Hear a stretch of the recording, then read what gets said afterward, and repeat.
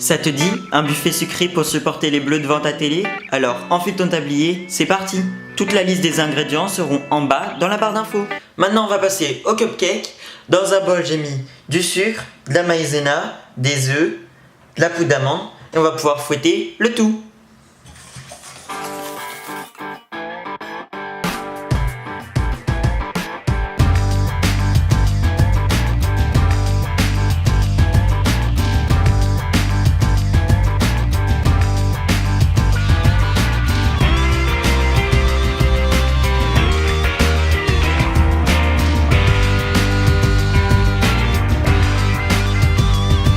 Une fois que la préparation est bien mélangée, on le met de côté. On va prendre notre beurre et on va le faire fondre au micro-ondes pour qu'il soit bien liquide. Une fois que le beurre est bien fondu, on va pouvoir l'incorporer à la pâte précédente qui a, comme vous l'avez vu, bien épaissi et qui a moussé. On va pouvoir l'incorporer tout le beurre dedans, comme ceci. Et on va pouvoir mélanger notre pâte avec le beurre.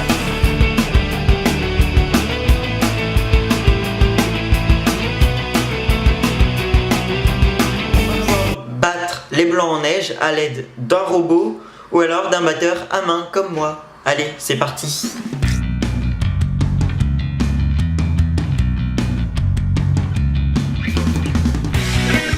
Une fois qu'on obtient des blancs juste comme ceci, pas encore montés, qui coulent encore, on peut le voir, et glissent sur les parois du bol, on va pouvoir ajouter la moitié de notre sucre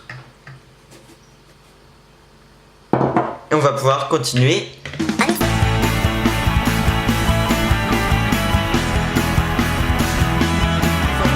Ont été incorporés au sucre, on va pouvoir, ils sont encore coulants, hein, on va pouvoir ajouter la dernière partie du sucre comme ceci et on va bien monter le tout comme une meringue.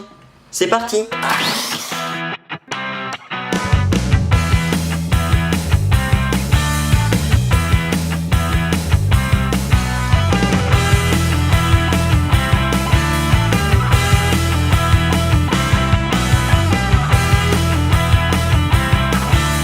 On obtient une belle meringue comme ceci qui se tient super bien et qui forme un petit bec d'oiseau comme ceci, c'est-à-dire que la meringue est bien stable et qui ne tombe pas de la maryse. On va pouvoir ajouter un tout petit peu de meringue dans la préparation de départ comme ceci. On va ajouter 2 petites marises qui est équivalent à 2 cuillères à soupe à peu près. On va pouvoir bien mélanger la meringue avec notre préparation. On n'a pas peur, on mélange super bien. C'est pour donner la texture aérienne de la préparation à la poudre d'amande pour qu'elle ait la même texture que la meringue.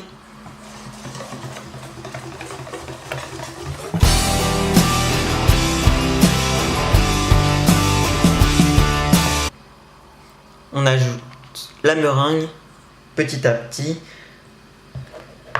tout en mélangeant bien, en faisant des ronds comme ceci. Alors je vais y aller doucement, mais je vais devoir accélérer pour pas que ce soit trop long pour vous à regarder.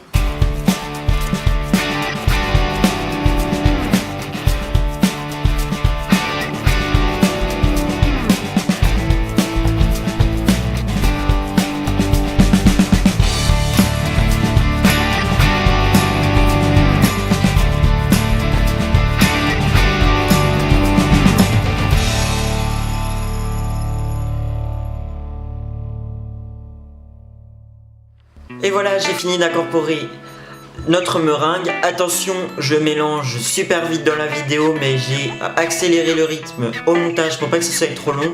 Je répète bien, il faut le mélanger doucement pour pas faire redescendre les blancs qui sont en fait une meringue, pour avoir une texture à peu près de mousse et que ce soit bien aérien pour que nos cupcakes soient bien aérés. Alors maintenant, on va pouvoir se munir de notre repose-douille comme ceci, ou d'une bouteille coupée en deux pour pouvoir insérer la poche à douille comme ceci.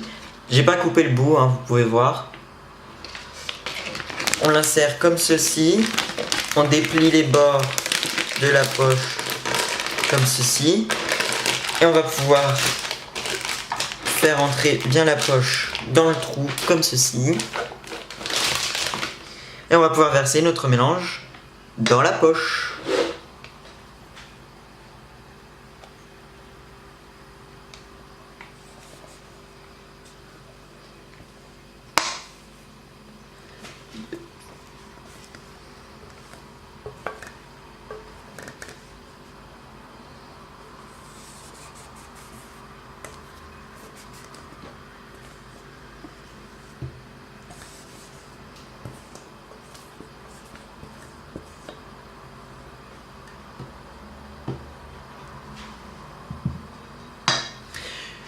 Une fois que c'est fait, on va pouvoir remonter les bords de la poche, comme ceci. On va pouvoir enlever la poche de son support. On va prendre, comme à notre habitude, une pince pour fermer les poches. C'est des pinces qu'on peut trouver dans les rayons pâtisserie des grands supermarchés. Et on va pouvoir fixer.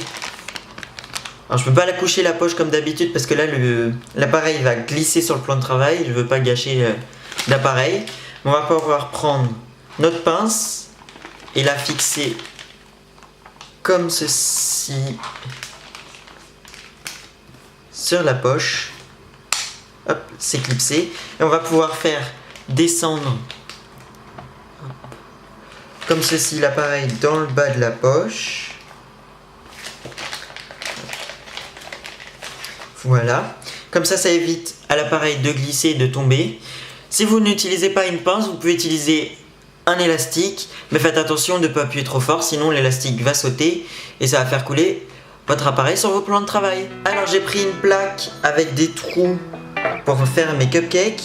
Cette fois-ci, j'utilise des caissettes à cupcakes. Des mini cupcakes pour vous montrer, c'est pas plus grand que ma main. Hop. Comme ceci, parce que je trouve que c'est plus simple à manger et que surtout c'est meilleur. Mais vous pouvez aussi utiliser des caissettes à cupcakes en carton comme ceci, aux couleurs du ballon de foot. C'est pareil, ça passe au four, puis c'est rigolo. Mais cette fois-ci, j'utilise des caissettes vertes. On va pouvoir couper notre poche, hop, comme ceci. On va faire un tout petit trou pour éviter que l'appareil coule dans tous les sens et qu'on en mette trop. Et on va pouvoir remplir nos moules comme ceci. Alors on remplit les moules à la moitié puisque le cupcake une fois au four va gonfler et on veut pas que ça déborde pour pouvoir mettre la chantilly au-dessus.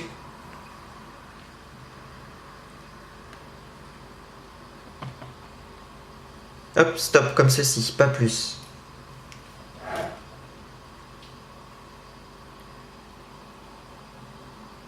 Stop. Et on répète l'opération pour tous les cupcakes.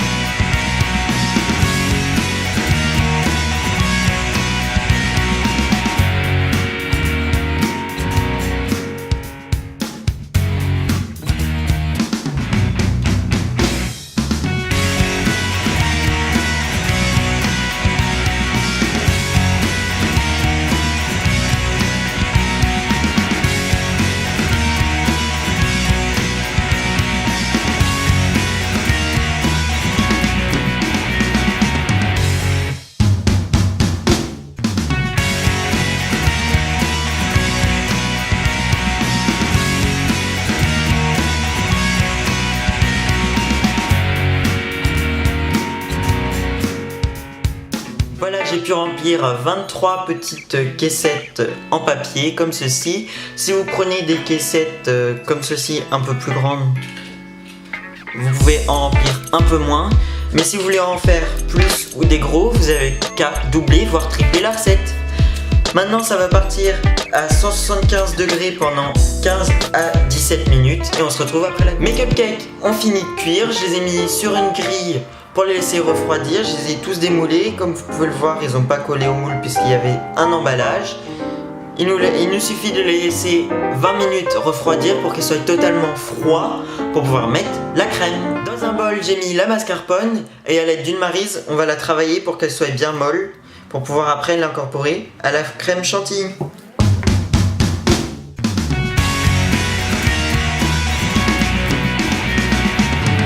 Dans mon bol que j'ai mis 2 heures au froid avec le fouet de mon batteur ou alors votre bol et vos fouets de votre batteur à main.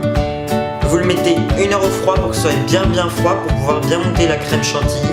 On va pouvoir ajouter aussi un petit peu d'extrait de vanille en poudre, juste l'équivalent d'une demi-cuillère à café, juste pour donner un peu de goût à notre chantilly. Voilà, comme ceci. On va pouvoir battre le tout pour obtenir une belle chantilly.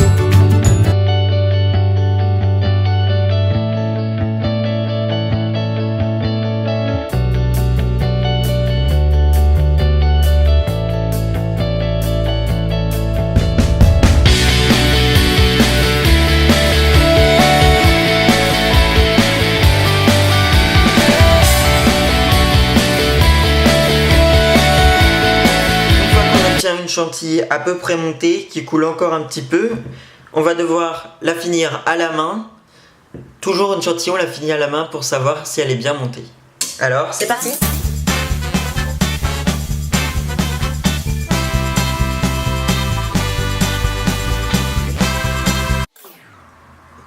Une fois qu'on obtient une chantilly bien épaisse, bien montée, on va pouvoir ajouter la mascarpone à notre préparation de chantilly.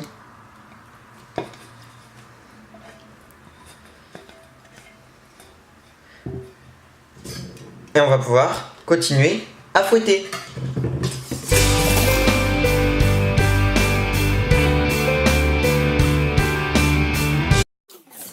Et une fois qu'on obtient quelque chose d'assez ferme et qui ne retombe pas comme ceci, on va pouvoir le mettre dans une poche. On va s'équiper d'une poche à douille avec une douille à chantilly. Comme ceci, c'est une douille cannelée spéciale à chantilly. On va pouvoir introduire la douille dans la poche, comme ceci.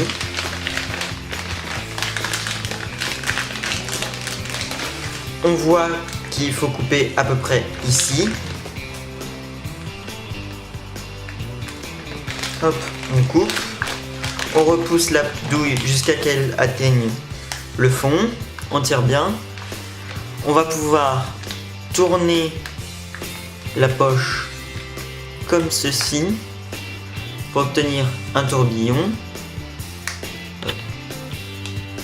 Et on va pouvoir entrer ce tourbillon à l'intérieur de la douille pour éviter à la crème de s'échapper comme ceci. Et on va pouvoir prendre notre bouteille. On va pouvoir prendre notre bouteille ou notre support à douille et à poche et on va pouvoir introduire la poche dedans. On déplie la poche comme tout à l'heure. On l'ouvre et on va pouvoir introduire notre crème à l'intérieur. Une fois qu'on a mis toute notre crème dans notre poche, on va pouvoir déplier la poche comme ceci, la sortir de notre bouteille, la mettre sur le plan de travail. On va pouvoir reprendre notre pince de tout à l'heure et cette fois-ci je prends ma main et je fais un V comme ceci. Je mets la poche comme ça, je pousse pour chasser l'air et pour pousser la crème au fond de la poche.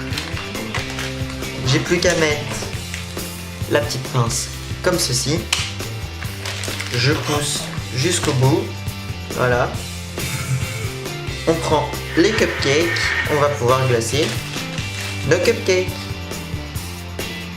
Alors, pour glacer un cupcake, c'est très simple.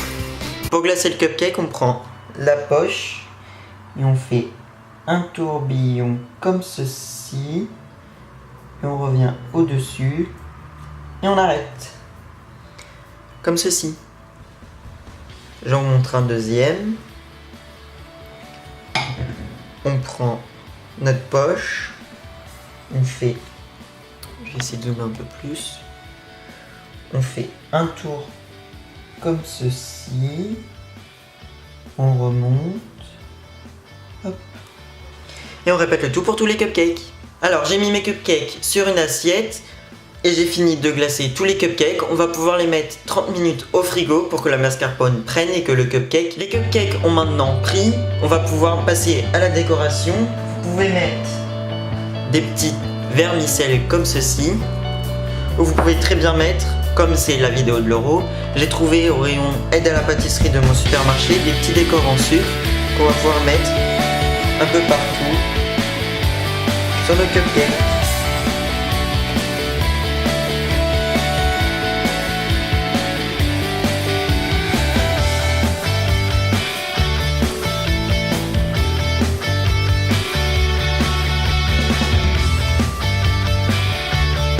Et voilà.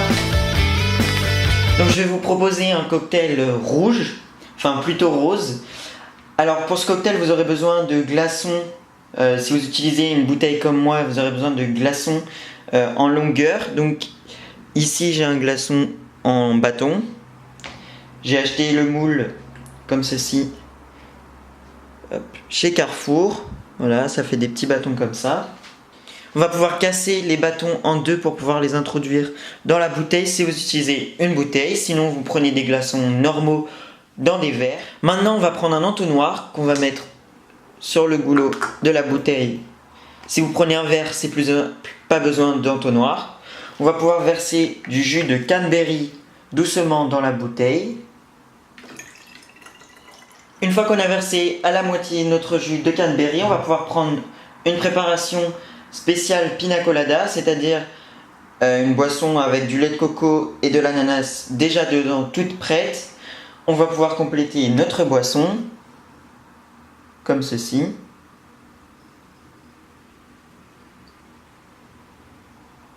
Hop, pas plus. Et voilà. Maintenant, il ne reste plus qu'à fermer la petite bouteille comme ceci et à secouer le mélange. Et voilà, on a le cocktail. Alors, si vous aimez plus ou moins la cranberry, vous en mettez plus comme dans celle-ci. Si vous en voulez moins, vous mettez plus de lait de coco qu'une cranberry. Si vous utilisez des verres, pas besoin de secouer le verre puisque sinon vous allez en mettre partout. Il vous suffira juste de touiller avec votre paille. Moi, j'ai choisi une paille aux couleurs du ballon de foot. Et voilà, votre cocktail est prêt. On va réaliser les cônes pour les pop-corn. Pour ceci, il va falloir une feuille bleue, une feuille blanche et une feuille rouge. Donc on va prendre notre feuille qu'on va plier comme ceci pour former une petite pointe et pour former un trou à l'intérieur. Et on va pouvoir finir en bloquant bien la feuille comme ceci avec notre pouce à l'intérieur, tourner tout autour de la feuille comme ceci. Voilà. Et on va prendre un petit bout de scotch et on va scotcher le tout, hop, sans faire bouger la feuille, pour avoir un petit cône de papier comme ceci. Une fois que vos 3 cônes sont réalisés, on obtient les cônes bleu, blanc, rouge. Il vous suffit alors de les mettre sur un support à cake pops avec des petits et des gros trous pour pouvoir obtenir le drapeau de l'équipe que vous supportez et avoir des reposes popcorn. Voilà. Dans un faitout, j'ai mis de l'huile neutre, c'est-à-dire de l'huile de tournesol, pas de goût, rien, juste de l'huile de tournesol qu'on va faire chauffer.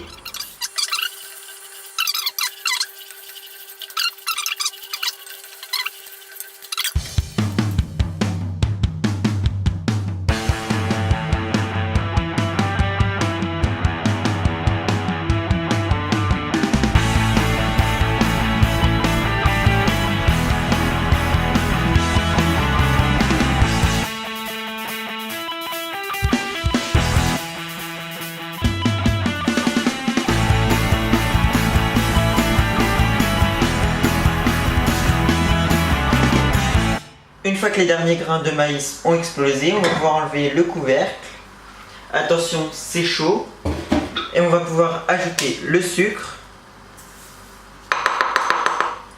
Et on va pouvoir remuer le sucre dans le popcorn pour intégrer le sucre au popcorn.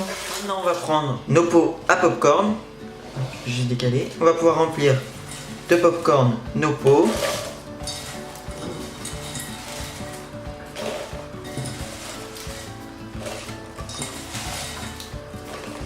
comme ceci. Et on fait pareil pour tous les pots.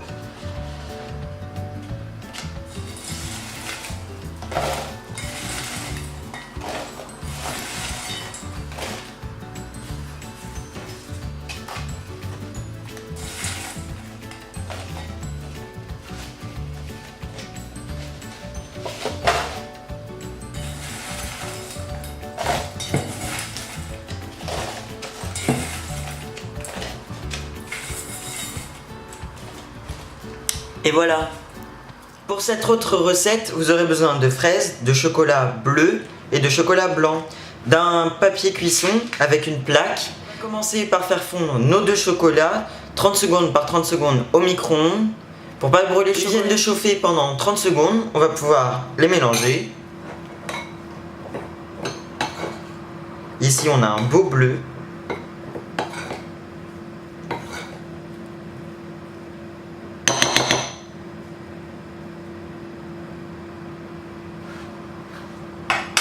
Et on va faire pareil avec le blanc.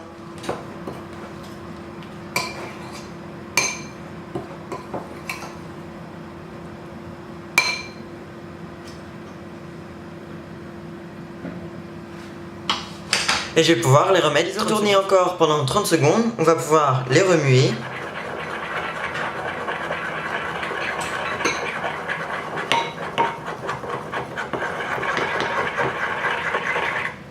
Voilà, le chocolat est bien fondu. Le chocolat bleu, on le met de côté.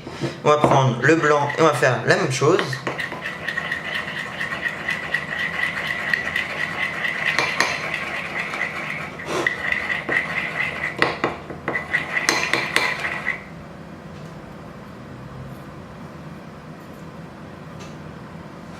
Notre chocolat blanc est fondu. On va pouvoir prendre nos fraises et on va les tremper à plus de la moitié dans le chocolat blanc. Comme ceci. Et on va pouvoir faire sécher sur une feuille de cuisson. Et on répète le tout pour toutes les fraises en évitant de casser le petit bout vert.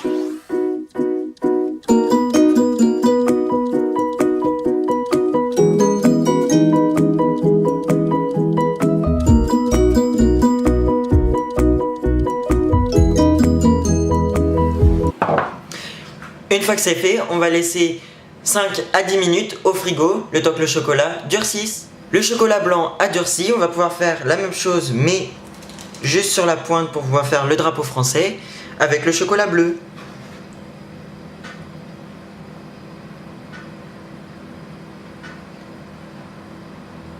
Comme ceci. Et on répète le tout pour toutes les fraises. Les fraises sont couvertes de bleu, de blanc et de rouge. On va pouvoir les mettre au frigo 5 à 10 minutes pour que le chocolat durcisse. Elles sont totalement sèches. On va pouvoir prendre nos fraises et enlever tout l'excédent ici, comme ça, avec un couteau.